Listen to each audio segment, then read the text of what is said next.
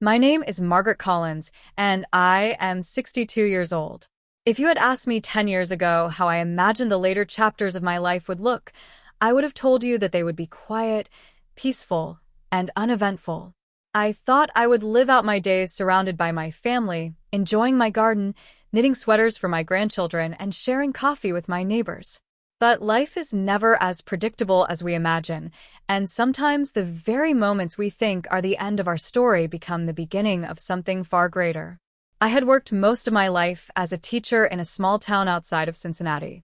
Teaching had been my passion, not just because I loved literature and history, but because I loved the energy of young people, the way their eyes lit up when they understood something new, the way their laughter filled a room. When I retired at 60, I told myself I had given enough. I had spent 35 years shaping young minds, staying late to grade papers, hosting after-school clubs, and listening to the struggles of students who sometimes had no one else to talk to. It was my time now, or so I thought. Retirement was quiet at first, maybe too quiet. My husband, James, had passed away 5 years earlier from a sudden heart attack, leaving me with a silence that no television, no radio, and no phone call could ever fill. My daughter, Laura, lived in California with her husband and 2 little ones, and though we spoke often, the miles between us weighed heavy on my heart. I tried to stay busy. I cooked, volunteered occasionally at the library, and joined a walking group at the park. But somewhere deep inside, I started to feel invisible, like I had been shelved, like my usefulness had expired along with my career. That feeling grew heavier the day I ran into Ethan Parker. Ethan was the new director of a local community program designed to bring together younger people with older residents. He was in his early 30s, sharp-suited, confident, and full of energy. I first met him when I walked into the community center for a weekly book club. He greeted everyone with enthusiasm, shaking hands, smiling brightly. But when he looked at me, his smile was quick, polite, almost dismissive. "Mrs. Collins, right?" he asked, glancing down at his clipboard. "You're here for the senior activities?" There was something in the way he said the word senior that made me feel small, like I was suddenly reduced to a category instead of a person. "Yes, the book club," I replied, forcing a smile. He nodded, already turning his attention to a younger volunteer standing behind me. It wasn't cruel exactly, just careless. But that carelessness stung. Over the next few weeks, I noticed a pattern. Ethan organized events that were lively and creative, but he rarely asked for input from the older members of the community. He treated us like guests at a party he was hosting, not as people who might have something valuable to contribute. I heard him once talking to a volunteer, his voice low but not low enough. "They're sweet," he said, "but honestly, most of them are just here to pass the time. They're too old to really make an impact." Those words burned into my chest. Too old to matter. Too old to make an impact. It was as if everything I had ever done, all the lessons I had taught, all the lives I had touched, had been erased with a single careless sentence. I went home that night angry, not just at Ethan, but at myself. Was he right? Had I reached the point where my life was more about waiting than living? I stared at my reflection in the bathroom mirror. My hair was graying, my hands were lined with veins, my skin bore the marks of age. But behind my eyes, I still felt alive. I still carried stories, lessons, and dreams. I wasn't ready to fade quietly.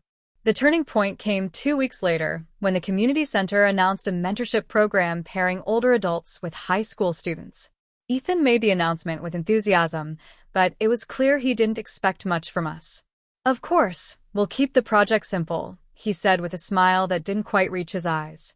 "We don't want to overwhelm anyone." Something inside me snapped. When he asked for volunteers, my hand shot up before I even realized it. "I'd like to join," I said firmly. Ethan looked surprised. "That's great, Mrs. Collins," he said politely. "We'll find you a student who can work with you at a comfortable pace." A comfortable pace. The words echoed in my mind like a challenge.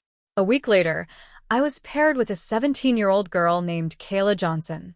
She was quiet at first, guarded, the kind of teenager who wore her confidence like a mask but whose eyes gave away the uncertainty beneath. We were assigned to work on a local history project together, gathering stories from residents and turning them into a presentation for the community. At first, Kayla seemed reluctant. I could see the skepticism in her eyes. I imagined she was thinking the same thing Ethan had said. What could an old woman possibly bring to the table? But as we began to work, something shifted. I shared stories from my years teaching, from the town's history, from the people I had known. Kayla began to open up, telling me about her struggles in school, her fear of failing, her dream of becoming the first in her family to go to college. We spent weeks together, digging through archives, interviewing longtime residents, piecing together stories that might otherwise have been forgotten. Somewhere along the way, the lines between mentor and mentee blurred. We were partners equals friends. When the day of the presentation arrived, the room was packed. Parents, teachers, community members, all gathered to see what the students had created. Kayla and I stood side by side as we presented our work, weaving together history and personal stories, connecting the past to the present in a way that made people lean forward in their seats. When we finished, the applause was thunderous. I saw pride in Kayla's eyes, and for the first time in years, I felt that old spark inside me. The one I had felt in every classroom, with every student, every time a light bulb had gone off in someone's mind. Later that evening, as the crowd dispersed, Ethan approached me. His expression was different this time, softer, almost humbled. "Mrs. Collins," he said slowly, "I owe you an apology. I underestimated you. I underestimated all of you. Tonight you proved me wrong." I looked him in the eye and smiled. It's never wise to count people out, Ethan. Especially not because of their age. That moment changed everything. Ethan began involving older residents in leadership roles at the center. He asked for our input, valued our ideas, and treated us as partners rather than guests. For me, it was more than just a shift in his attitude. It was a reminder that I still had so much left to give. Kayla and I stayed in touch long after the program ended. I helped her with college applications, and when she received her acceptance letter, she called me before she called anyone else. "I couldn't have done this without you," she said through tears. But the truth was, I couldn't have done it without her either. She reminded me that my story wasn't over. Now, when I walk into the community center, I don't feel invisible. I feel alive, useful, present. I lead writing workshops, share my love of literature, and mentor students who remind me every day of the importance of listening, guiding, and encouraging.